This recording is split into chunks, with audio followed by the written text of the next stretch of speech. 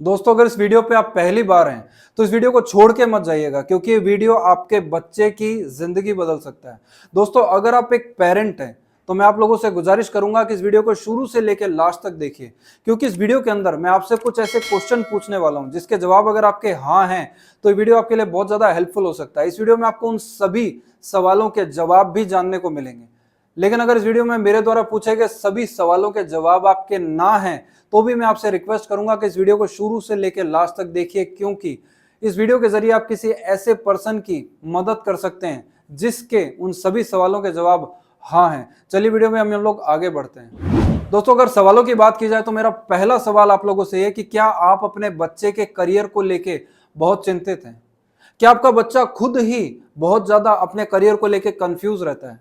क्या आपका बच्चा सारा दिन टीवी ही देखता रहता है? क्या आपका बच्चा सारा दिन मोबाइल पर या लैपटॉप कंप्यूटर पर गेम ही खेलता रहता है? क्या आपका बच्चा बहुत ज्यादा इमोशनली वीक है? क्या छोटी छोटी बातों पर बहुत ज्यादा गुस्सा करने लगता है? क्या बच्चा पूरी एग्जाम में तैयारी करता है लेकिन एग्जाम नजदीक आने पर पैनिक करने लगता है, डरता है, घबराने लगता है? एग्जाम में पूरी तैयारी करते हैं बच्चे, लेकिन एग्जाम जब नजदीक आते हैं, एग्जाम में बच्चा जो क्वेश्चन देखता है तो आंसर दिमाग से स्किप हो जाता है, गायब हो जाता है, ब्लैंक हो जाते हैं बच्चे। क्या आप बच्चों के साथ ऐसी समस्याएं फेस कर रहे हैं? अगर ऐसी समस्याएं आप फेस कर रहे हैं तो उसका सॉल्यूशन है यूनिक रिज एनालिसिस। जी हाँ दोस्तों, ये एक ऐसा एनालिसिस है, या हम कह सकते हैं कि यूनिक रिज एनालिसिस ऐसा टेस्ट है जिस टेस्ट के जरिए आप अपने बच्चे के स्ट्रेंथ और वीकनेसेस को जान सकते हैं, वो भी साइंटिफिकली। क्या आप ऐसा सोच रहे हैं कि आप अपने बच्चे के भीतर छुपे हुए टैलेंट को नहीं पहचान पा रहे हैं, नहीं खोज पा रहे हैं?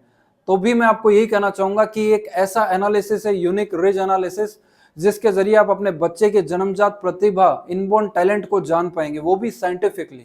आपका बच्चा माँ के पेट से क्या क्वालिटी लेकर पैदा हुआ है, ये भी आपको इसी टेस्ट के जरिए पता लगेगा। चलिए हम लोग जान लेते हैं कि साइंटिफिक बेसिस क्या है जिसके कारण आप इस यूनिक रिज एनालिसिस टेस्ट के जरिए अपने बच्चे की ब्रेन की स्टडी प्रॉपरली कर पाएंगे। चलिए हम जानते हैं। दोस्तों एक्चुअल में यूनिक रिज एनालिसिस टेस्ट होता क्या है और ये क्या करता है, इससे आपको क्या बेनिफिट हो सकते हैं, उसके बारे में जानने से पहले मैं आपको इसका एक साइंटिफिक बेसिस बता दूं।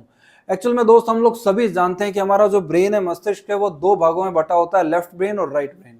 अगर बात की जाए ब्रेन के बारे में तो मैं आपको कहना चाहूंगा कि हमारे लेफ्ट वाले ब्रेन में जो लोब्स होते हैं वो होते हैं टोटल 4, और राइट वाले ब्रेन के अंदर बात की जाए तो भी ब्रेन लोब्स होते हैं 4, और इनको हम जिन नामों से जानते हैं वो स्क्रीन पर आप देख पा रहे होंगे। पहला लोब होता है जिसे हम बोलते हैं फ्रंटल लोब।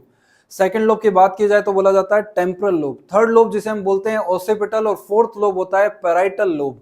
ये चारों लोब ही हमारे लेफ्ट ब्रेन में होते हैं और ये चार ही लोब हमारे राइट वाले ब्रेन में होते हैं। ऐसे टोटल मिला के हमारे ब्रेन में 8 लोब्स होते हैं, जिन लोब्स में हमारे ब्रेन में टोटल न्यूरॉन्स का डिस्ट्रीब्यूशन होता है। अगर बात की जाए एक साइंटिफिक फैक्ट के बारे में तो मैं आप लोगों को कहना चाहूंगा कि जब बच्चा पैदा होता है तब उसके ब्रेन में टोटल 100 बिलियंस 100 बिलियंस न्यूरॉन्स होते हैं, लेकिन जैसे जैसे वो इंसान एडल्ट होने लगता है, बढ़ने लगता है, तो उसके लगभग 14 बिलियन न्यूरॉन्स डेड हो जाते हैं या खत्म हो जाते हैं। यानी एक इंसान, अडल्ट इंसान 86 बिलियन के साथ ही अपनी जिंदगी को जीता है।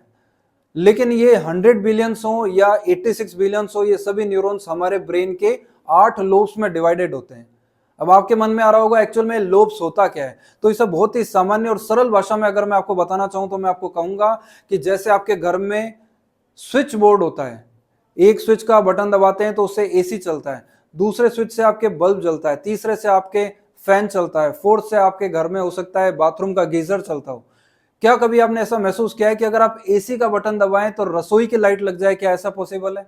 क्या आप अपने रूम का फैन दबा रहे हैं और बाथरूम का गीजर चल जाए? ऐसा पॉसिबल है? बिल्कुल नहीं। हर स्विच बोर्ड पर जो स्विच है वो अपनी अपनी कैरेक्टरिस्टिक लिए हुए हैं। एसी वाला बटन एसी का ही काम करेगा जब तक कोई कनेक्शन गलत ना हो जाए। कनेक्शन गलत हो जाए तो बात अलग है, अदरवाइज स्विच एसी वाला एसी चलाएगा, बल्ब वाला बल्ब चलाएगा, फैन वाला फैन चलाएगा, गीजर वाला गीजर चलाएगा।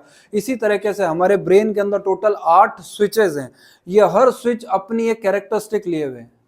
यानी कि मैं आपको अगर और सामान्य भाषा में कहना चाहूं तो मैं कहूंगा हमारे ब्रेन में टोटल 8 लोब्स में जो न्यूरॉन्स का डिस्ट्रीब्यूशन है वो इन 8 लोब्स में से ही है। हमें यह जानना है कि हमारे ब्रेन के कौन से लोब में सबसे ज्यादा न्यूरॉन्स है। नंबर ऑफ न्यूरॉन्स जिस भी ब्रेन लोब में होंगे उसकी ही कैरेक्टरिस्टिक एक इंसान में दिखाई देगी, परिलक्षित होगी, और वो इसी फील्ड में सबसे ज्यादा एक्सेल कर सकता है। अब भला ये कैसे पता लगे कि हमारे ब्रेन के कौन से लोब में नंबर ऑफ न्यूरॉन सबसे ज्यादा है? तो अभी मैंने आपको बताया, इसका एक ब्यूटीफुल कंसेप्ट है जिसे हम बोलते हैं यूनिक रिज एनालिसिस टेस्ट। इस टेस्ट के जरिए आप जान सकते हैं कि आपके बच्चों के या किसी भी इंसान के ब्रेन के 8 लोब में से कौन से लोब में सबसे ज्यादा नंबर ऑफ न्यूरॉन्स है। उसी पर्टिकुलर ब्रेन लोब की कैरेक्टरिस्टिक को पहचान के उस बच्चे को आप उसी फील्ड में, जिस फील्ड के लिए वो ब्रेन लोब रेस्पॉन्सिबल है, उसी फील्ड में उस बच्चे को हम एक्स्ट्रा ऑर्डिनरी सक्सेस दिला सकते हैं। दोस्तों, अगर एक और शॉकिंग फैक्ट के बारे में अगर मैं बात करूं तो मैं आपको बताना चाहूंगा, जैसा आप लोग जानते हैं कि बच्चों पे पढ़ाई का बहुत ज्यादा स्ट्रेस है। एक साल में, या यूं कहूं कि 2021 में एक शॉकिंग फैक्ट हमारे सामने आया कि एक साल में लगभग 13,000 बच्चे सुसाइड कर लेते हैं। और वो भी मैं नहीं कह रहा आपको, एनसीआरबी कह रही है, नेशनल क्राइम रिपोर्ट ब्यूरो के अनुसार एक साल में 2021 में 13,000 बच्चों ने पढ़ाई के स्ट्रेस के कारण सुसाइड कर लिया।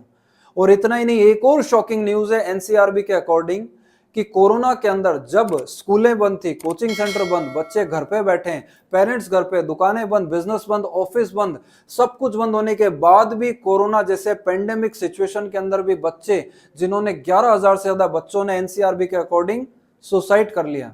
तो आप खुद सोचिए, जब स्कूल, स्ट्रेस, सब कुछ बंद है, तो ऐसा क्या रीजन है जिसके कारण बच्चे सुसाइड कर लेते हैं?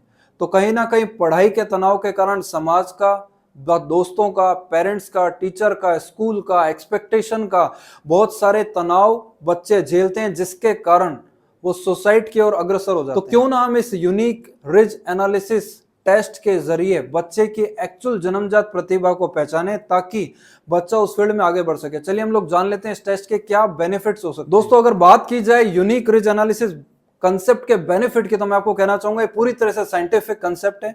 इससे आप जान सकते हैं कि बच्चे के ब्रेन के बारे में, कि आपका बच्चे का ब्रेन का कौन सा पार्ट सबसे ज्यादा डोमिनेटिंग है, लेफ्ट वाला या राइट वाला। जैसा कि अभी मैंने पूर्व में बताया, 2 तरह के ब्रेन होते हैं, लेफ्ट और राइट। तो आप जान पाएंगे कि आपके बच्चे का कौन सा ब्रेन का पार्ट सबसे ज्यादा डोमिनेटिंग है। अगर आपके बच्चे का लेफ्ट वाला ब्रेन बहुत डोमिनेटिंग है, तो बच्चा पढ़ाई करके ही अपनी जिंदगी में आगे बढ़ेगा या करियर बनाएगा, क्योंकि ये वाला ब्रेन या इस ब्रेन के जितने लोब्स हैं वो सभी तर्क लगाने के लिए रिस्पॉन्सिबल होते हैं, जिसमें फ्रंटल लोब सबसे ज्यादा अहम है। अगर बात की जाए राइट वाले हिस्से की, तो राइट वाले बच्चे हो सकता है पढ़ाई में स्लो रहें, लेकिन क्रिएटिव काम, leadership quality, management, administration, computer, acting, sports सब में माहिर होते हैं। अब डॉक्टर्स और साइंटिस्ट का ऐसा रिसर्च है कि हमारे दोनों ब्रेन के बीच में 7% से ज्यादा फर्क नहीं होना चाहिए। अगर होता है तो आप और हम लोग ये नहीं कह सकते कि बच्चों के ब्रेन बैलेंस वर्क कर रहे हैं। बीमारी जैसा कुछ नहीं, लेकिन दोनों में से जो भी ब्रेन ज्यादा डोमिनेटिंग होगा, या जिस भी ब्रेन लोब्स के अंदर ज्यादा न्यूरॉन्स होंगे, वही कैरेक्टरिस्टिक हमें दिखाई देगी, और वही हम इस यूनिक रिज एनालिसिस टेस्ट के जरिए जान सकते हैं। तो अगर हमें पता लग जाए कि कौन सा ब्रेन हमारा डोमिनेटिंग है, तो उसी दिशा में हम आगे बढ़ेंगे। और मैं आपको एक और सरप्राइजिंग फैक्ट बताऊंगा कि हमें अगर ये जानकारी में हो जाए कि हमारे ब्रेन का कौन सा पार्ट सबसे ज्यादा डोमिनेटिंग है, लेफ्ट या राइट, तो उसी के लर्निंग पैटर्न से हम बच्चों को पढ़ा सकते हैं। मान लीजिए किसी का लेफ्ट वाला ब्रेन ज्यादा डोमिनेटिंग है, तो आपके बच्चे हो सकते हैं देखकर बहुत याद रखते हैं।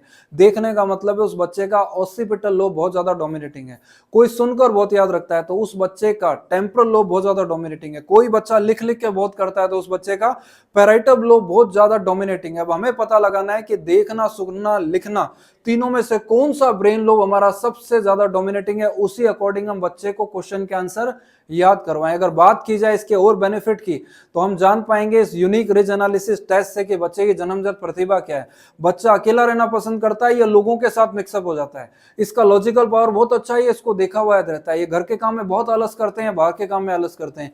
इनकी लैंग्वेज में कैसी पकड़ है, Hindi, English, Sanskrit, foreign language या म्यूजिक में कितना इंटरेस्ट है, इवन इनका नेचर के प्रति इनका लगाव कितना ज्यादा है, या इनके क्वेश्चन के आंसर मीनिंगफुल फॉर्मेट में ड्रॉ करके याद करना बच्चों को पसंद है। जो भी होगा रिपोर्ट में दिया हुआ आता है, इससे हम क्रिस्टल क्लियरली बच्चे को दिशा दे सकते हैं। इतना ही नहीं, हम बच्चे के 4 ब्रेन लोब्स के बारे में जानने के साथ साथ हम 4 पिलर के बारे में भी जान सकते हैं। जैसे बच्चे का आईक्यू लेवल, पढ़ाई के अलावा अदर एक्टिविटी में उसकी कैचिंग पावर कैसी है, इमोशनली बच्चा कितना स्ट्रॉन्ग है। मम्मी पापा ने डांट दिया तो बच्चा बात की गांठ बांधता है, मन में रखता है, रोने लग जाता है, रोता नहीं है, गुस्सा करता है, रूम बंद कर लेता है, सुसाइड करने के विचार दिमाग में आते हैं। अगर ऐसा कुछ भी है तो रिपोर्ट में आएगा, न केवल आएगा बल्कि इसकी रेमेडीज आपको हमारी साइड से दी जाने वाली है। उसके अलावा इसका क्रिएटिविटी क्वेश्चन कैसा है, बच्चा कितना ज्यादा रचनात्मक है, उसके अलावा एडवर्सिटी क्वेश्चन कैसा कैसा है। एग्जाम में बच्चे पूरी तैयारी करते हैं, लेकिन एग्जाम नजदीक आने पे घबराना, पैनिक करना, डर जाना, बीमार हो जाना, स्टेज पे जाने से डरना, अनजान लोगों से बात करने में घबराना, या एग्जाम में क्वेश्चन देखा बीमार हो गए, अगर ऐसा कुछ भी है तो रिपोर्ट में। तो दोस्तों 4 पिलर जानने के बाद में मैं आपको कहना चाहूंगा कि इस पूरी रिपोर्ट की न्यूरॉन्स के डिस्ट्रीब्यूशन की पूरी स्टडी के बाद, इस रिपोर्ट की स्टडी के बाद आप बच्चे की स्ट्रेंथ और वीकनेसेस को जानने के बाद उसको सही दिशा दे सकते हैं कि बच्चा इंजीनियरिंग करेगा तो किस फील्ड में कर सकता है, उसकी क्या स्ट्रेंथ है। बच्चा मेडिकल में जा सकता है तो मेडिकल में बहुत सारे रास्ते हैं, तो किस में जाना चाहिए। एक एग्जांपल देके आपको बताऊंगा, अगर किसी बच्चे को एमबीए कराना है तो किस फील्ड में कराना चाहिए। फाइनेंस का एमबीए, मार्केटिंग का एमबीए, एचआर का, टूरिज्म का, मटेरियल मैनेजमेंट, किस में एमबीए करना चाहिए। पर्टिकुलर हमारे सामने पर्सनैलिटी आती है, उस बच्चे की पूरी स्ट्रेंथ सामने आती है और वीकनेसेस आती है, उसके अकॉर्डिंग हम बच्चे को गाइड कर सकते हैं। ओवरऑल रिपोर्ट की स्ट्रेंथ और वीकनेसेस के आधार पर हम करियर गाइड करते हैं, जो कि पूरी तरह साइंटिफिक होता है, जिसे हम पिछले 11 साल से इंडिया में करते आ रहे हैं, देश विदेश के स्कूलों में करते आ रहे हैं। लगभग 450 से ज्यादा स्कूल में हम बच्चों को ये बेनिफिट दे चुके हैं। और मैं आपको कहना चाहूंगा, अगर इस वीडियो को आप पूरा देख चुके हैं तो आपके पास में किसी भी तरह का ये बहाना अब नहीं है कि हम हमारे बच्चे को सही डायरेक्शन दे सकते थे, लेकिन काश ये टेस्ट हमें पहले पता चल गया होता। अभी पता चल गया है तो तुरंत स्क्रीन पे दिए गए नंबर पे जाके बात करें और आप अपने बच्चे का ये रिज एनालिसिस टेस्ट करा लें, ताकि आपको बच्चे की जन्मजात प्रतिभा के बारे में पूरी तरह से जानकारी हो जाए और उस बच्चे को आप सही डायरेक्शन दे सकें, वो भी पूरी तरह से साइंटिफिकली।